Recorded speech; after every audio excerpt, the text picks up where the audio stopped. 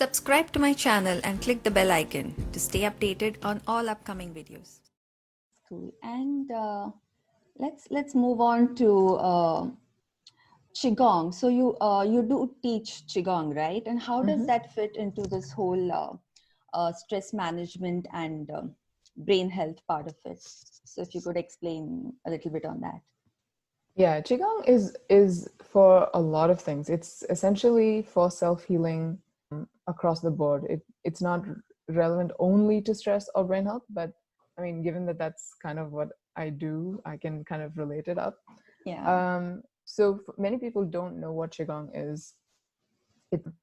Just to explain for them, if you know yoga, it's like the Chinese version of yoga. In the underlying principles, they talk about very similar concepts. They share a lot in terms of the theory and history, but they look completely different. So you'll see those people in the park with the slow movement, that's Tai Chi. Qigong looks a little bit more like Tai Chi than like yoga.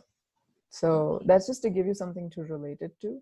It's meant exclusively as a way to heal after. So you go out, you fight. Tai Chi is a type of martial art. And then you come back. Qigong is the other side of the coin when you use it to self-heal. Right? So it's a low impact exercise. It has a lot of emphasis on circulation in the body.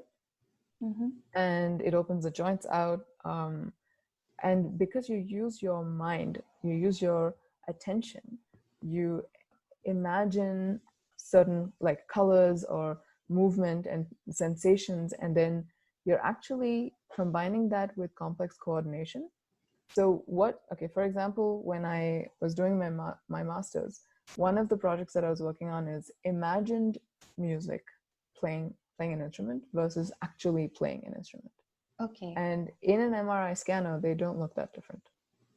Oh, so interesting. And that's where the brain part comes in to Qigong, because there's a lot of movements. You can't, not everyone can reach their toes, right, in a certain posture. Yeah. But if you can imagine that, the neurons fire that way so that you actually get the benefits of actually touching your toes.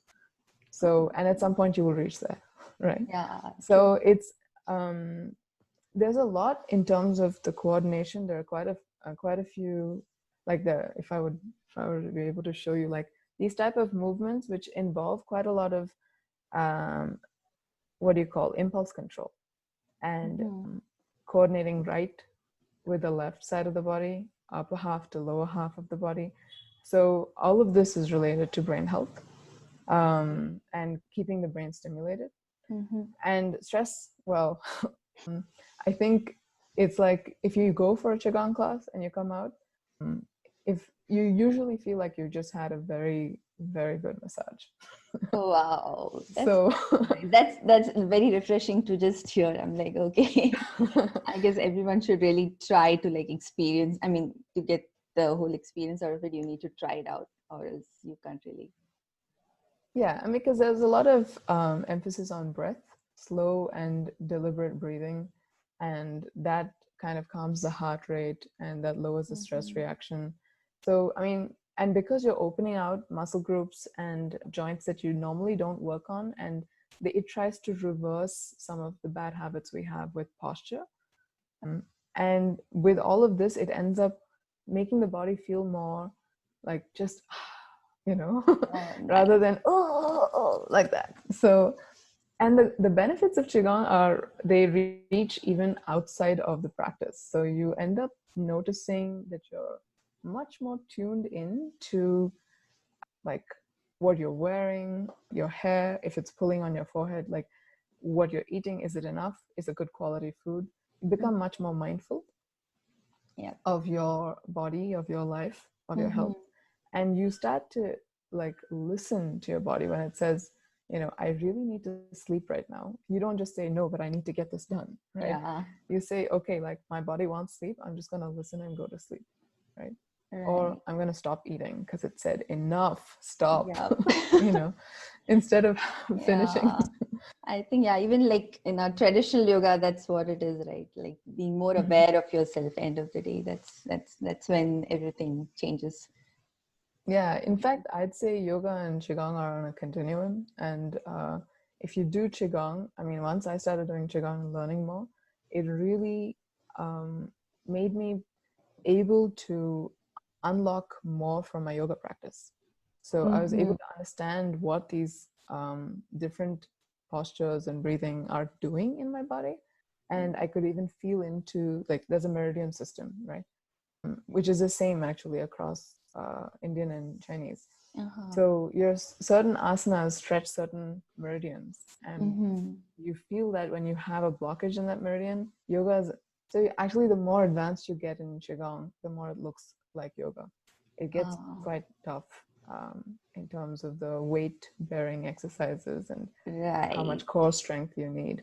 Yeah. So people think Qigong is only for old people. Yeah, that's what I was about to ask you. Since you mentioned it's low impact, like, so, I mean, are there any age restrictions? Can everybody do it, or like, how is it? Or like, is it just for, like, because you see most of the times it's the old people who really practice it. So can kids do it? Would teenagers be interested to do it? because sometimes that's the whole thing. Like, people will be like, okay, I like Zumba because it has music and all that, something which is peppy, and this looks more slow and deep. So it is, I would say Qigong is more a form of meditation in that sense. If you're able to enjoy that slow pace and awareness that comes from meditation, then you'll definitely enjoy Qigong. Children, I find, like the movement because it's smooth, and as they are growing, like 2 to 3 year olds, they'll try to imitate what you're doing. Like, I have a little kid who tries to imitate my movements, and you can see her coordination improve over time as she tries to mimic some of the movements. So it is great for kids. I'm not sure if teenagers would be interested, just because their pace of life is so different. But would it be good for them? For sure. So there's no age bar, so anybody and everybody can. Yeah, everyone can do it. And in fact, I would say it's one of the most accessible exercises, even for people who have disabilities, who can't get out of bed. There's something in Qigong for everyone. Yes, that's really great. So do you want to talk to us something about how does Qigong impact mental health? Because mental health, like we know, it's such an important thing, because most often it's just when it comes to health, the first thought is always about the physical fitness and exercise and all that. But mental health, I mean, just because you can't see it doesn't mean it doesn't exist, right? So that's it becomes really critical to take care of your mental and your physical health when it comes to, like, health is more holistic. That's what I say. And you can't just focus on one area of anything. So how does Qigong, or how can it help us, like, improve our mental health? So it can definitely, because it is a mind-body practice. And I think this is a unique thing about Western medicine or Western science, is it's the only system in the world that dissociates mental from physical. And in most other traditions of health, they always look at it as part of the same thing. So what the Western science is coming to now is what they call a mind-body connection, as if there are two separate things that need to be connected. And when I started out as a health coach, my focus was mind-body health coaching. So while other people would be personal trainers or specialized in nutrition, I took the more mental side of things, just because through my research, I saw how important or how powerful meditation can be on the physical body, right? So Qigong, if you look at it that way, it has a much more holistic view of health in general. And you can't really separate them, and it doesn't need a connection.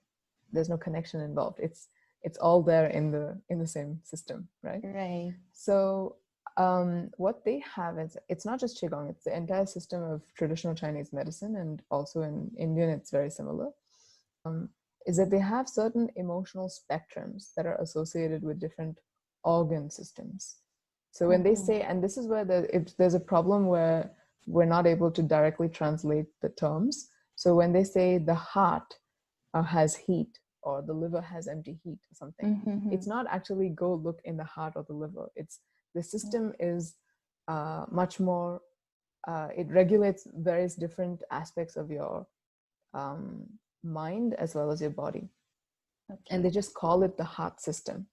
And the heart is involved in it, of course, but it's not about the physical heart. Physical right? heart, right? So when you have that, for example, anxiety would be classified under like warrior. That is regulated by the spleen system. So sometimes if you feel like you can't trust, that's part of the spleen, stomach spleen type of system, right? That those channels that are paired together. Anxiety can sometimes also reflect in the sense of manicness, high energy, like right? Yeah. And that's part of the heart system, right? Okay. And then you have depression, which comes more into the lungs, as related with grief.